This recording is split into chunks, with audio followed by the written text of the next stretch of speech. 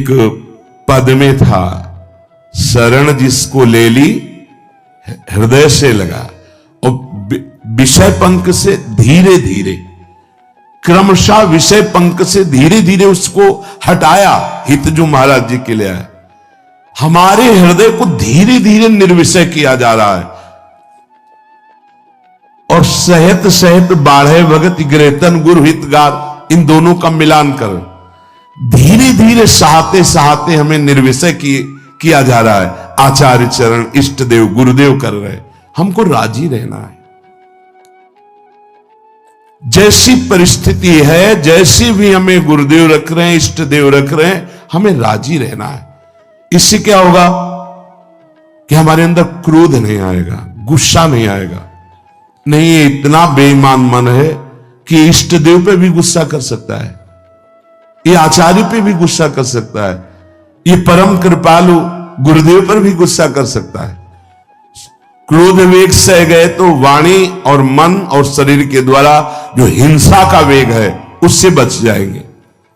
फिर कह रहे हैं उदर वेगम, उदर वेग भूख। आप लोगों को तो हमें लगता है कि इस वेग को सहना ही नहीं पड़ता। ये जो विरक्त गंगा किनारे घूमने वाले हैं, इनको ज्यादा इस वेग को सहना पड़ता था, क्योंकि प्रायः कभी ऐसे शाम के समय पहुंचना होता, जब आप गंगा किनारे नहीं रुक सकते तो आश्रम, अब वहां पूछ लिया तो पूछ लिया, नहीं पूछ लिया तो राधे श्याम पड़े।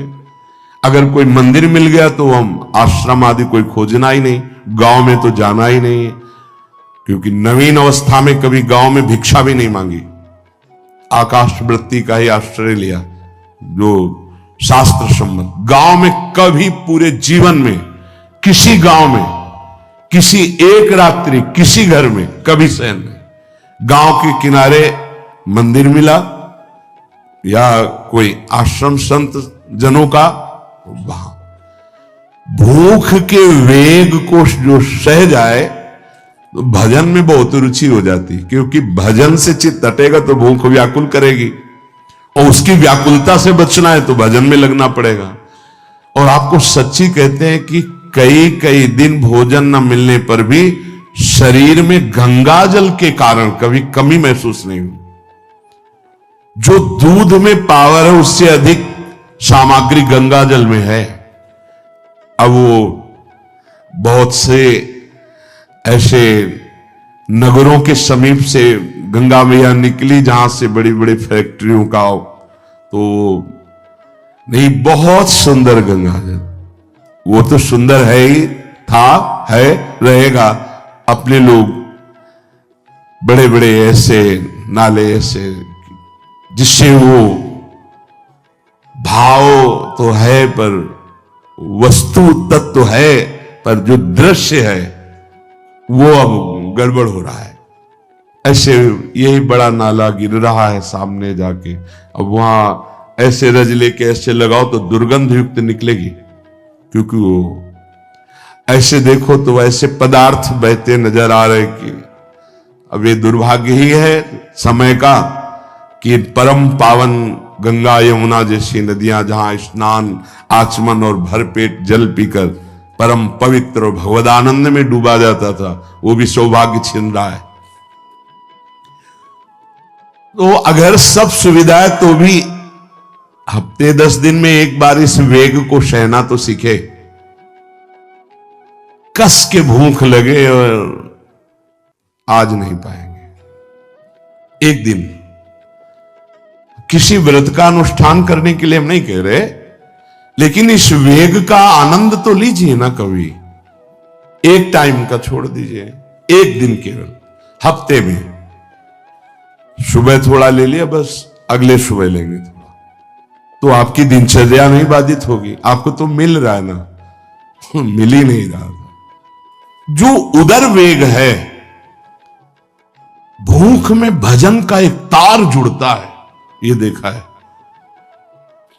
क्योंकि ना तो नींद आएगी और ना कहीं और कोई प्रपंच की गुंजाइश है। क्योंकि उदर वेग जब भूख से व्याकुल जी होता है तो बचने के लिए एक ही उपाय है, केवल भगवत चिंतन।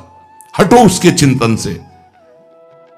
ये पूर्व के संतों ने बहुत कष्ट पूर्वक भजन करके जो लाभ प्राप्त किया है वो आप लोगों को सहज में मिल।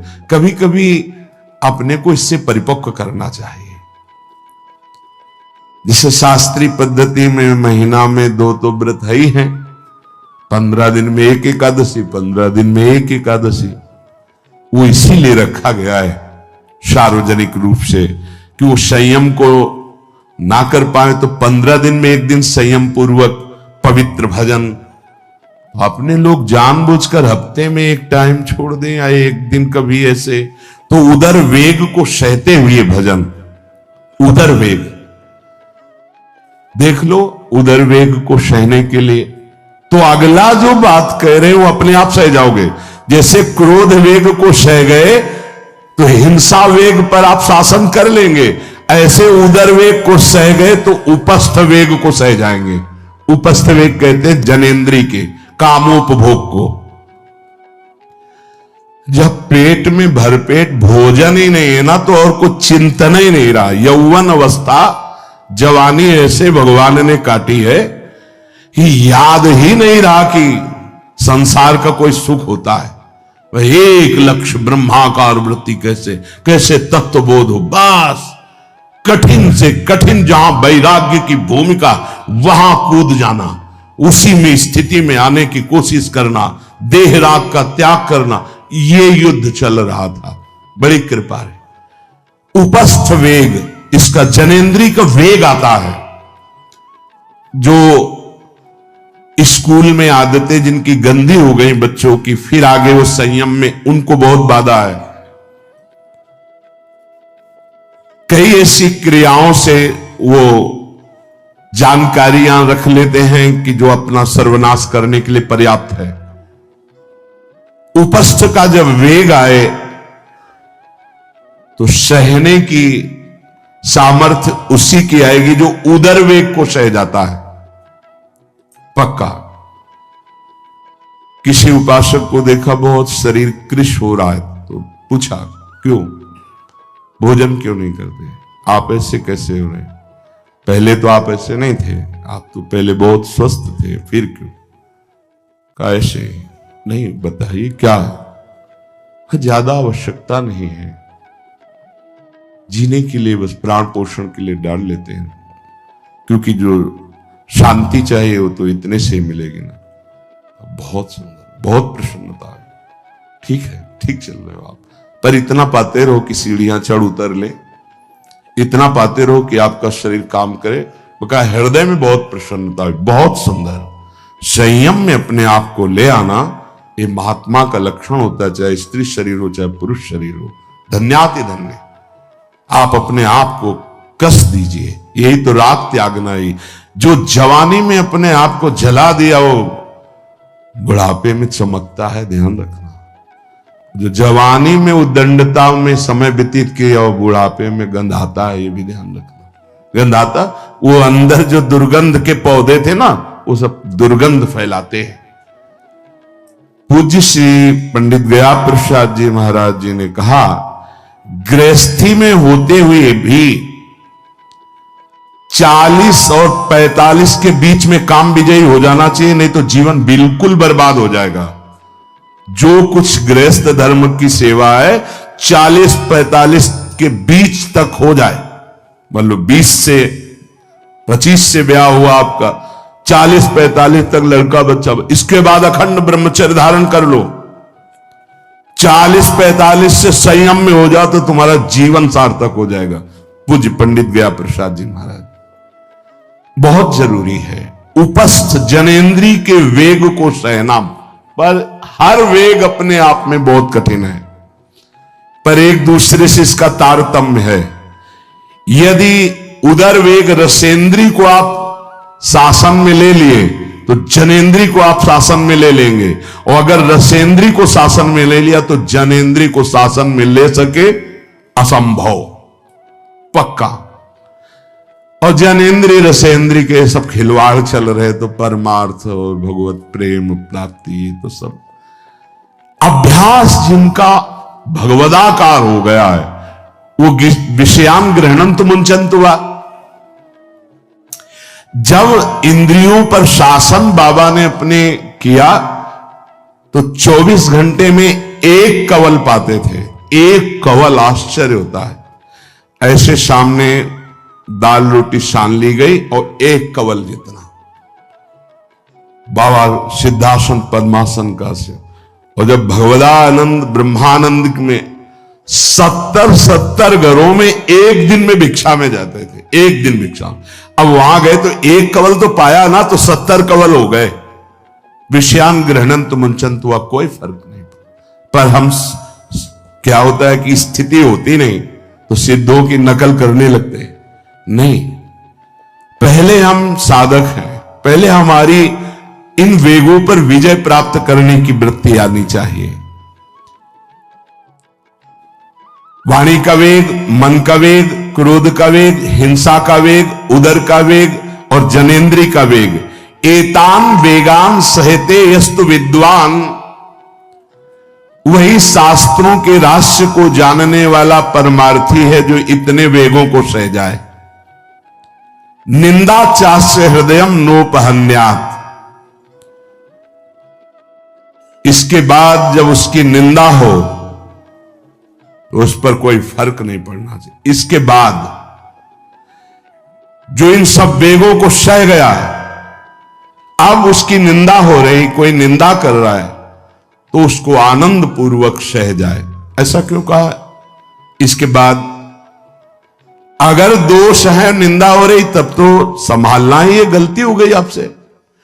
जब आप दोष रहित है फिर निंदा हो रही तो आनंद पूर्वक आपको उसका विरोध नहीं करना, सहना है। क्योंकि ये सहना बिल्कुल भगवत साक्षात्कार के नजदीक ले जाएगा। देखो, अपमान, निंदा, तिरस्कार, असलियत में हम कैसे साधक हैं, इन्हीं के द्वारा परिचय होता है। पूज्य स्वामी श्री अनंग बोधाश्रम स्वामी जी महाराज बड़े महापुरुष थे, जिनको स्वयं करपात्री जी महाराज मूर्तिमान ब्रह्म कह के साष्टांग दंडवत करते, दिगंबर रहते थे, नंग धड़ंग, केवल गंगा के ही तट पे। वो महीने 2 महीने में और कहीं नहीं जाते थे। एक बड़े वकील साहब थे, वो भिक्षुकों को रोटी दाल ऐसे रोज बंटवाते थे, उनकी पंक्ति में लगने जाते थे। महीने 2 महीने में एक बार पंक्ति में लगते थे जाके, नंग धड़ंग, अवधूत वेश, जटाएं, और जरूर ऐसी चेष्टा करते थे जिससे उनको धक्का मुक्की लगा दी जाए। तो एक दिन गए, लाइन में खड़े हुए, फिर 2 लोगों को क्रॉस करके आगे लाइन में, फिर आगे लाइन, तो जो नौकर डंडा लिए खड़े थे उनका तुम्हें बार बार मना किया, 1-2 डंडे लगे, फिर आगे जाके खड़े हो, धक्का मारा, पीछे किया। और ऐसा ही महीने 2 महीने में वहां सहने जाते थे। अचानक उस दिन वकील निकले, उन्होंने देखा, अरे स्वामी अनंग बोधास, पता है तुम्हें कौन? साष्टांग दंड, उस दिन से जाना बंद कर दिया। फिर एक दिन गए थे प्रभुदत्त ब्रह्मचारी जी के यहां, कहां असनी है और कहां झूठी, गंगा किनारे पूरी रात चल करके पहुंचे। 2 बजे आवाज लगाई, ब्रह्मचारी, स्वामी जी उतरे नीचे, साष्टांग दंड बैठे। उनका स्वामी जी 2 बजे रात, हाँ ऐसे मनाया, आगे कुछ खाओगे पियाओगे? स्वामी जी, और वो भी परमहंस ब्रह्मचारी जी, बहुत संयमी महापुरुष, प्रभुदत्त ब्रह्मचारी। टीन में कुछ आटा रखा, तो बोले स्वामी जी कहो तो रोटी बना दे। बोले हाँ बनाओ। रोटी और नमक ऐसे पाया, जितना टीन में आटा था सब पागल, जो 2-4 किलो जो भी। तो बोले स्वामी जी आटा तो खत्म हो गया। बोले हाँ, भोजन का स्वाद तो साधु ही जानता है। फिर उठे, झूसी से असनी फिर पैदल। हे संतों की मौत, अपमान, तिरस्कार, क्षुधा, हर वेग, ये हमारी कसौटी है। परमार्थ का पथिक है, जिस मार्ग का हो, देखो सुदामा जी गृहस्थ मार्ग के कितने उच्च कोटि के, नरसिंह मेहता गृहस्थ मार्ग में कितने उच्च कोटि के। एक कभी तो सौभाग्य ऐसा प्रभु देते जब कोई हमारी निंदा करता है, ये सौभाग्य है, हमें सहने का सौभाग्य मिलता है। कभी तो कोई अपमान करता है जब, तो भगवान से प्रेरित होकर वो सौभाग्य मिलता। ये साधक को उस समय चिड़चिड़ा नहीं होना चाहिए, उस समय मुस्कुराना चाहिए कि आज मेरी स्थिति का थर्मामीटर डाला जा रहा है, कैसे हो, नहीं आनंदित है। पर देख लो, प्रशंसा होगी तो चेहरा खिला हुआ गुलाब के फूल की तरह मिलेगा, और निंदा होगी तो ऐसे होगा। ऐसा नहीं होना चाहिए। नहीं करत जे अनसहन निंदक, तीनों पे अनुग्रह कियो। इसीलिए पूज्य बाबा कह रहे कि इसके बावजूद, अर्थात समस्त वेगों को सहन करने के बावजूद तुम्हारी जब निंदा हो और उसको सह जाओ, तब तुम परमार्थ के शूरवीर योद्धा कहे जाओगे। विपत्ति में सब साथ छोड़ देते तो हृदय के भी साथी साथ छोड़ते हैं, ध्यान रखना। जब विपत्ति आती है तो मन भी साथ देना बंद करने लगता है, विपरीत जाने लगता है, बुद्धि भी विपरीत जाने लगती है। इसलिए जो विपत्ति में अपने धैर्य और साहस को ना खोकर अपने सिद्धांत से चलता है उसे महात्मा कहते हैं, चाहे वो गृहस्थ हो चाहे विरक्त हो। ध्यान दीजिए, संपत्ति में अनुकूलता में तो सब सावधान होने की कोशिश करेंगे, बड़ी कृपा है भगवान की। यहां कहने विपत्ति में सब साथ छोड़ते हैं, ये जीवन में देखा है।